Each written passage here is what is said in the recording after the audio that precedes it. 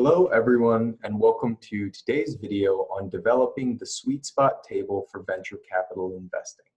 This is part of a larger series on how to create this table, and today we're going to focus specifically on creating the assumptions that will allow us to calculate our IRR initially that will become the foundation for the data table later. Again, some of this might not make sense when you're hearing it right now. Just bear with me because it will become clear as the series progresses. The first thing that we need to do when creating a table like the sweet spot table is lay out all of the assumptions that we are going to be using so that it will be easier later to create a table that can run a bunch of different scenarios based on changing the value in 1 to 2 of the cells that we lay out an assumption for early on. Part of this video is going to involve formatting that I don't directly cover in this video series, but is covered in the Formatting Fundamentals playlist, as well as through the course that I teach, of which this is a larger part. So if you have any questions about some of the formatting assumptions, please let me know. So step 1, let's set up a header. We're going to go, let's say, column B through G, although I'm assuming we might need more space later. That will come down to how big our ultimate data table is going to be. I think I only want 2 rows. Next thing we're going to title this is Global Assumptions. The reason we would title this Global Assumptions is I'm assuming that we will be using the numbers we establish here throughout the model, so I want to define them as early as possible. The second thing that I'm going to call out is the factor that we're showing the dollars in, so everything is in thousands. So dollars in thousands. Change the font to white. I like to leave 1 empty space between the blue header and where the text starts. So the first thing that we're going to look at is how much are we investing initially. So initial investment. Let's say we invest $500,000. Format that.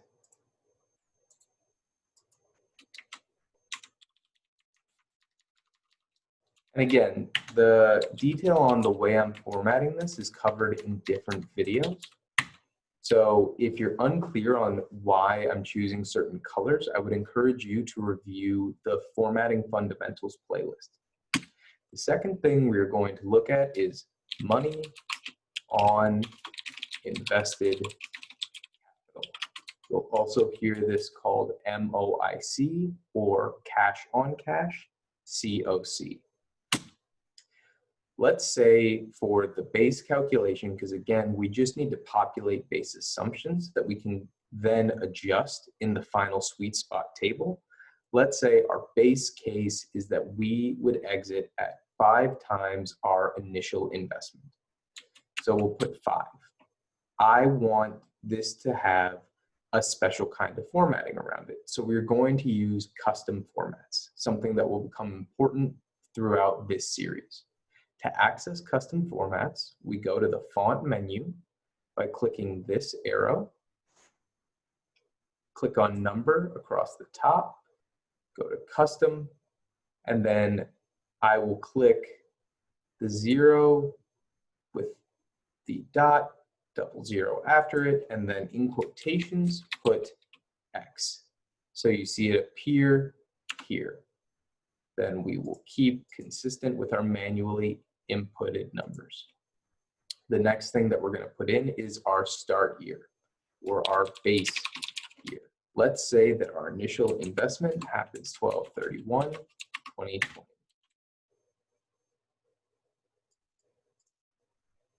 Now, the next thing that we're going to look at is how long until we exit.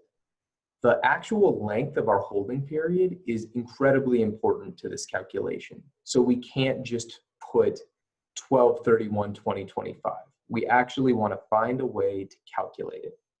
So we're going to do that in a very methodical and clean way, which is a little more involved than you might see in some modeling. First thing we're going to do is establish how many years we plan to hold for. And we will say 6 years. Think about that one.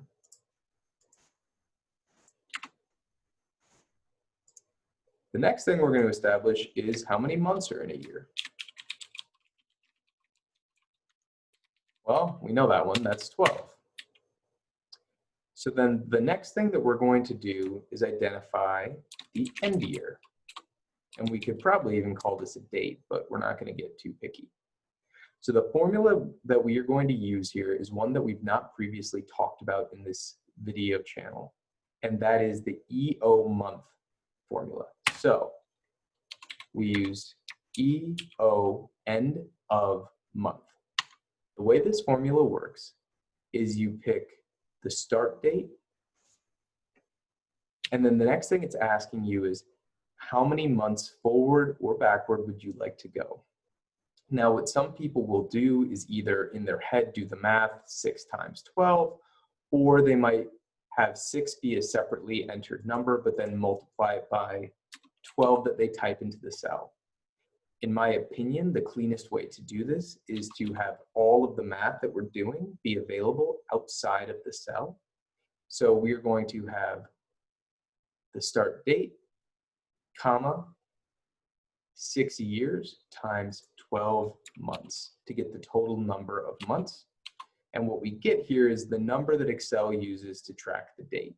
That's not the actual format we want. So there are a few ways we can fix this. I'm going to take kind of a lazy way and paste format and then adjust that format.